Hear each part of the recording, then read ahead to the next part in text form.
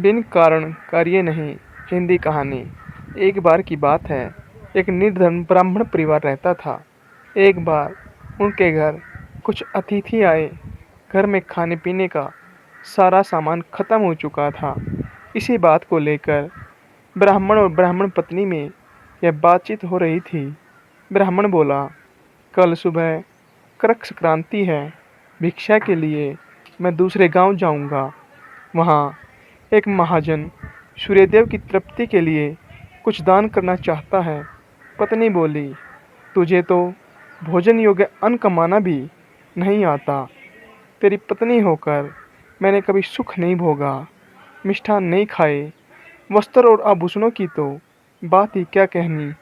ब्राह्मण नम्रता से बोला, भाग्यवान, तुम्हें ऐसा नहीं कहना चाहिए। अपनी इच्छा के अनुरूप धन किसी को नहीं मिलता। पेट भरने योग्य अन्न तो मैं भी ले ही आता हूँ। इससे अधिक की तृष्णा का त्याग कर दो। अति तृष्णा के चक्कर में मनुष्य के माथे पर शिखा हो जाती है। ब्राह्मणी ने पूछा, यह कैसे? तब ब्राह्मण ने सुअर शिकारी और गीदड़ की यह कथा सुनाई। एक दिन एक शिकारी शिकार की खोज में जंगल की ओर गया। जाते जाते उसे वन में काले अंजन के पहाड़ जैसा काला बड़ा सुअर दिखाई दिया। उसे देखकर उसने अपने धनुष की प्रत्यंचा को कानों तक खींचकर निशाना मारा। निशाना ठीक स्थान पर लगा। सुअर घायल होकर शिकारी की ओर दौड़ा। शिकारी भी तीखे दांतों वाले सुअर के हमले से गिरकर घायल हो गया। उसका पेट फट गया। शिकारी और शिकार दोनों का अंत हो गया। इस बीच एक भटकता और भूख से तड़पता गिदड़ वहां आ निकला। वहां सुअर और शिकारी दोनों को मरा देखकर वह सोचने लगा, आज देववश बड़ा अच्छा भोजन मिला है। कई बार बिना किसी मेहनत के ही अच्छा भोजन मिल जाता है। इसे पूर्व जन्मों का फल ही कहना चाहिए। यह सोचकर गिदड़ मृत लाशों के पास जाकर पहले छोटी चीज़ें खाने लगा।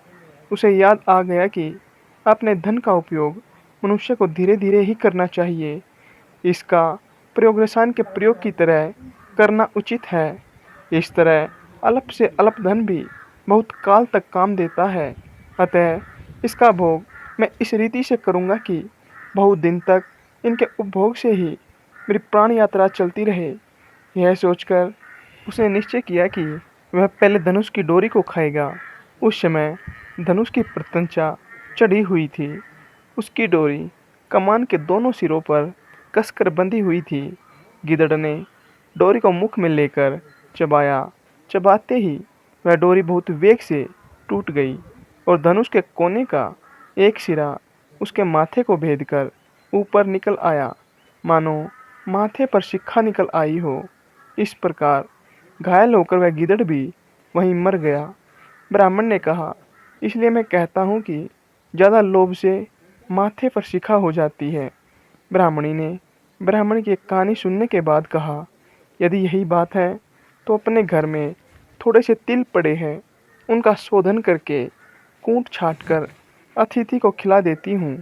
ब्राह्मण उसकी बात से संतुष्ट होकर भिक्षा के लिए दूसरे गांव की ओर चल दिया।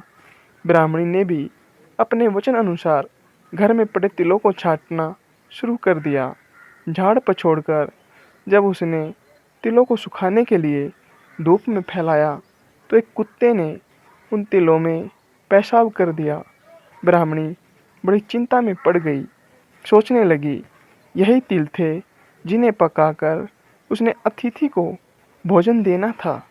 ऐसा करती हूँ, इन तिलों में कुत्ते ने पेशाब किया है, यह बात सिर्फ मुझे पता है। क्यों न इन साफ सुथरे तिलों के बदले पड़ोसी से खराब तिल लाकर उन्हें साफ कर अतिथि को खिलाती हूँ। यह सोचकर वह उन तिलों को छाछ में रखकर घर घर घूमने लगी और कहने लगी, कोई इन छटे हुए तिलों के स्थान पर बिना छटे तिल दे दे। अचानक यह हुआ कि ब्राह्मणी तिलों को बेचने एक घर में पहुंच गई और कहने लगी कि बिना छटे हुए तिलों के स्थान पर छटे हुए तिलों को ले लो। एक घर की औरत जब यह सौदा करने जा रही थी, तब उसके लड़के ने जो अर्थशास्त्र पढ़ा हुआ था, कहा, माँ, इन तिलों को मत लो। कौन पागल होगा जो बिना छठे तिलों को लेकर छटे हुए तिल देगा। यह बात बिना कारण नहीं हो सकती। जरूर इन छठे तिलों में कोई दोष होगा। पुत्र के कहने से माँ ने यह सौदा नहीं किया। सीख, बिन कारण कार्य नहीं।